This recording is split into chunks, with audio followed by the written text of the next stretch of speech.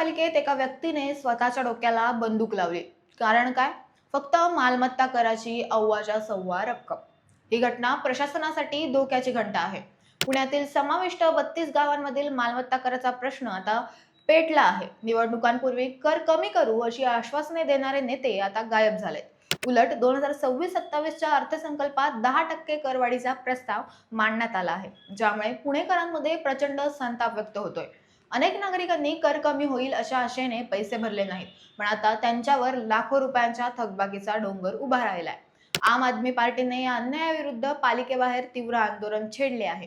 500 square फुटापर्यंतच्या घरांना माफी द्या अशी मागणी नागरिक करत आहेत.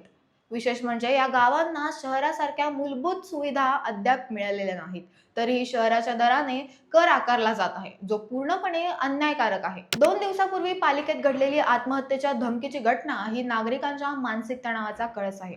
निवडणुका आल्या की आश्वासनाची खैरात आणि निवडणुका संपल्या की तारीख पे तारीख. प्रशासनाने आता तरी जागे व्हावे. तुम्हाला काय वाटतं की ही 10% करवाढ रद्द झाली पाहिजे का? कमेंट्समध्ये आपली प्रतिक्रिया नक्की कळवा आणि पाहत राहा न्यूज डॉट्स.